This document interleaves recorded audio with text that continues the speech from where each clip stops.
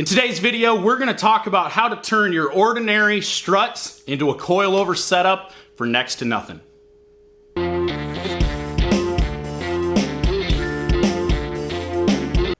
One of the main things I get asked here at Front Wheel Discussion is, how do I make coilovers? How do I run coilovers on a budget? Can I do it affordably?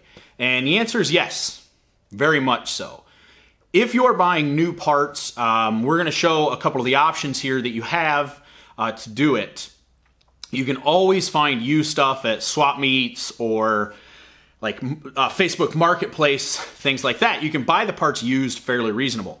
Okay, to start out, you're going to need a strut. I'm going to show you how to take the perch off from this really easily without damaging it and without causing any damage to yourself. Now, something to keep in mind, struts like this are gas charged, which means there's anywhere from 50 to 150 PSI inside this strut itself. You do not want to make the metal too thin and or get it too hot, or it will rupture. If it ruptures, it is a bad day for everyone involved. The oil comes out superheated at a high velocity. So we want to avoid that at all costs. Now, the method I'm going to show you might take a minute longer than some other methods out there, but it's extremely safe to do. It's really easy on the strut and the metal. It also leaves a nice clean finish on it. So let's get started. Okay, now to make your strut accept a coilover sleeve, you're going to need to knock this spring perch off. As far as tools to be able to do this, you're really only going to need an angle grinder with a flap wheel on it. Now the flap wheels are these abrasive discs. See if this will focus up here. But they're just basically abrasive paper. These things work amazing because they give a nice smooth finish while also eating the metal away fairly quickly and efficiently without adding a ton of heat. They're really easy to control, so you definitely want to pick up some of these. You can get them at a lot of different places. There's a link below for some. We personally use these Benchmark abrasives. We find they're really good quality. They're a little more expensive, but they last quite a bit. Okay, so the object here, we're going to try to, I know the black on black doesn't work the best, but in here you have the perch is welded to the strut along here. The object is to take this flap wheel and come in along and grind the metal, but not the strut or the weld. Once we get through here a little bit, it'll make a little bit more sense. Okay, so as you start grinding this, you want to use the tip, and you're going to try to stay above the weld.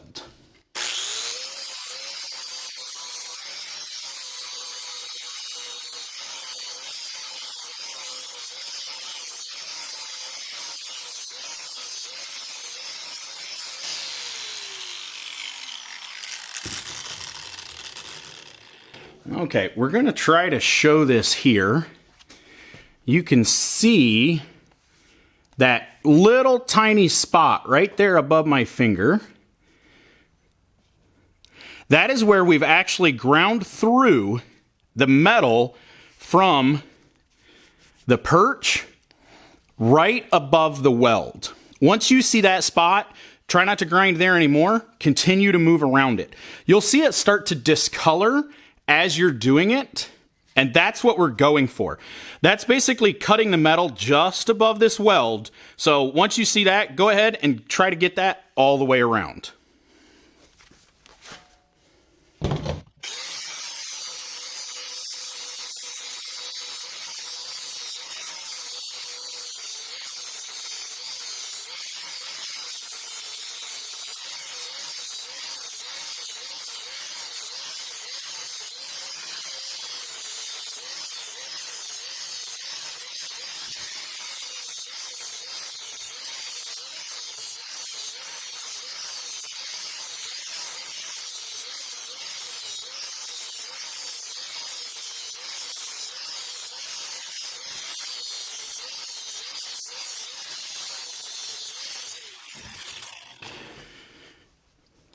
If you look around, you can see how you can spot the color in a lot of the cut around here.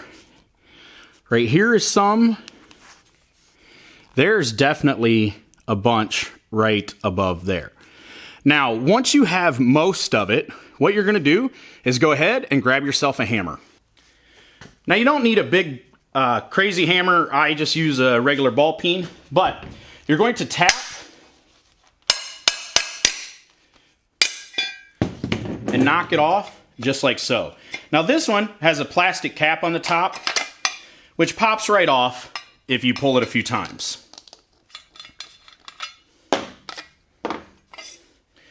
Now you can see how we have a nice clean ring. Now as we pull the strut up, the reason that we were trying to cut above the weld, as you can see, it's still raised. I'm trying to get this here. It's still raised above the metal of the strut. We haven't really dug in. We did slightly there, so we're really not gonna need to blend that, but where you still see here, we're gonna take our flap wheel and we're gonna take nice long strokes across this here. We're gonna try to use the flat part as much as possible to come across. That way we can take the weld off from here, smooth it flat, without cutting into the base metal more than we have to.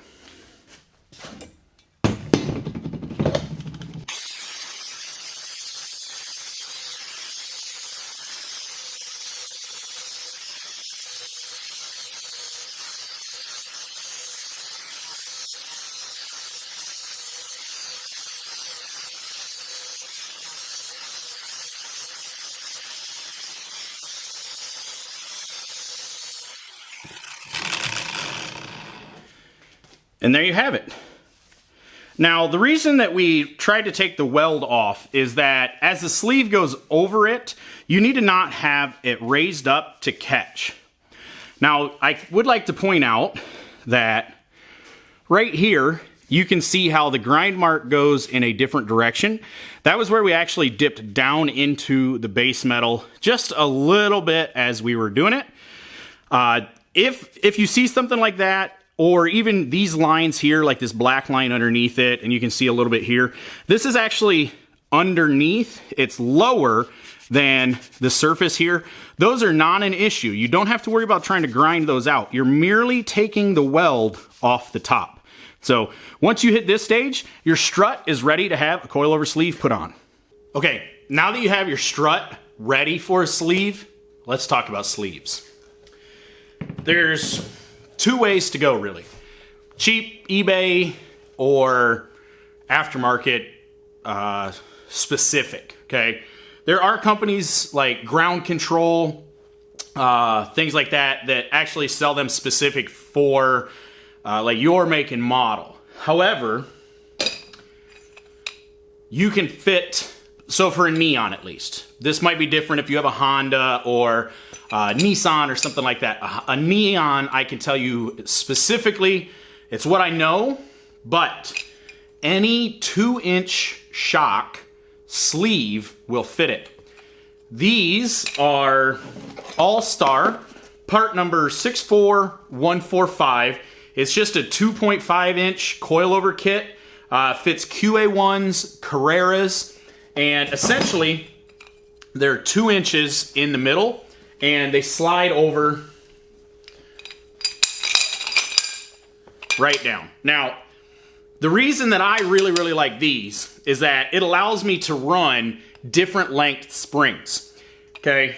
Because I could have a 14-inch spring with my perch down here, a 12-inch spring, a 10-inch spring, an 8-inch spring, right? So when I go to the swap meet and I'm buying springs, I could look for many different sizes versus a specific one. It really opens up your options. Again, we're kind of doing this on the cheap. Now, the eBay ones, which I happen to have right here, they send these tiny little springs. And the reason being, they don't expect you to cut the perch off. You get these tiny little adjusters, and they're supposed to sit on top of that. Now, you can see just how much that moves around, okay?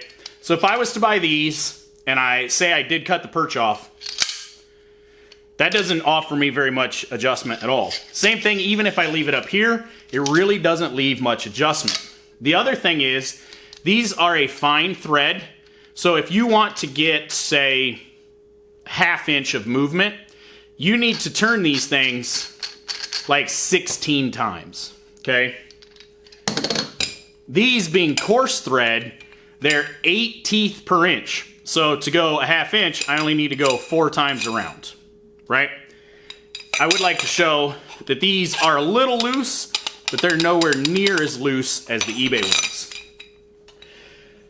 Now, these are what I run. I've picked them up, used it to swap meet. I've picked them up, this is obviously a new one. We kind of exacerbated our supply that we had. At one swap meet, I actually bought a crate that had, I think, 35 sleeves in it for, I think, 30 bucks. They were that cheap to find used. A lot of late model teams, some modified teams, if they get dinged up a little bit, they get rid of them. So keep these in mind, keep that in mind when you're looking for them. Now, one other small tip, at least on the neons, you sometimes need to space these up. I've taken old sleeves, cut a couple inches off, put them on the bottom. You can use like 2-inch pipe, things like that. If you're finding that you're needing to have your collar all the way up at the top for the size spring that you have, go ahead and space that up, get you a little bit more adjustment. Now, the last part of actually turning these into coilovers that you can use is the mounts. On a neon, and I should say that this is kind of universal for everything, the rear does not need a bearing at the top, okay? This is the mount for the rear end of a neon. As you can tell, it's just one that we had laying around, a used one. The spring actually fits on there really nice. It just sits right up, locates really well. There isn't really any issues. So in our cars, this is what I run, are just aftermarket rubber tops.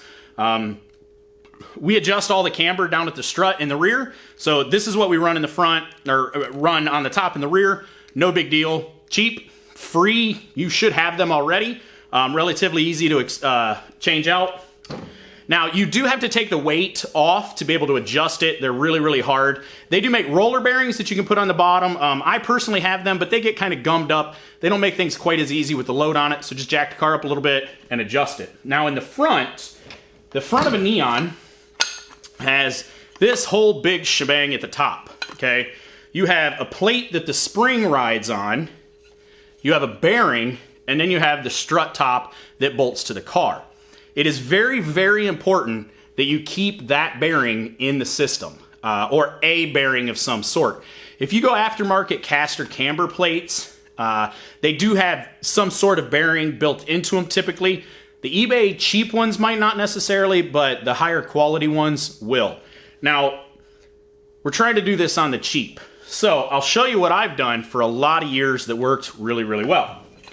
You take this plate here, and you're going to cut the center of it out so that you still have the bearing holder. Then you take a collar, just one of these adjuster collars.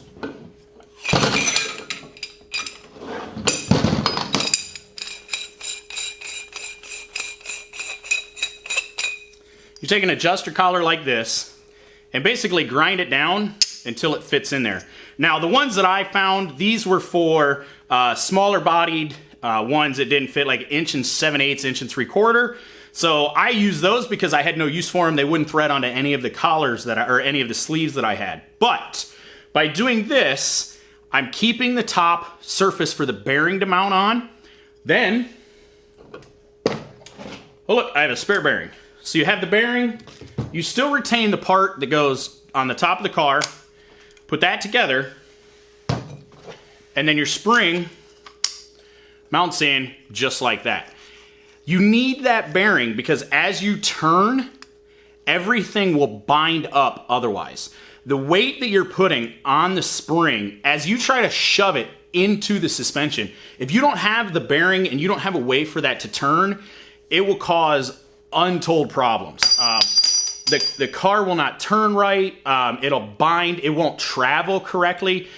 In some instances, it won't turn at all. It's simply the spring. You're actually twisting the spring because the top and the bottom of the spring lock in. Best case scenario, all you're really doing is unscrewing the coilover sleeve on the sleeve. Your sleeve might move on the strut or something like that, but it's not good. Make sure you have a bearing like this. Now, I know for like the Hondas, a bearing is not important in the front. For some Hondas, I should say.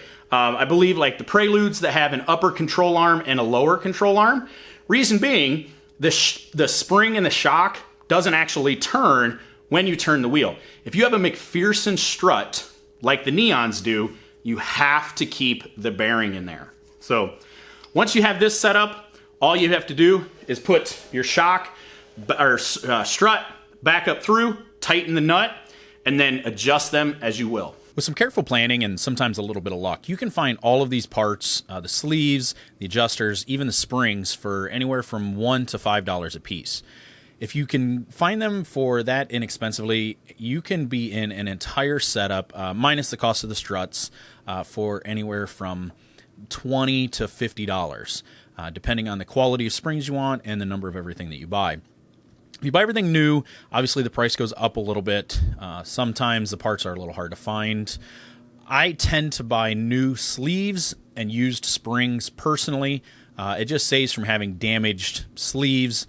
It usually makes it just a little bit easier. Now, we are going to have videos on how to choose spring rates and how to adjust these coming soon. But I hope this video gave you a good indication of just how easy and inexpensive it can be to make and install coilovers on your stock car.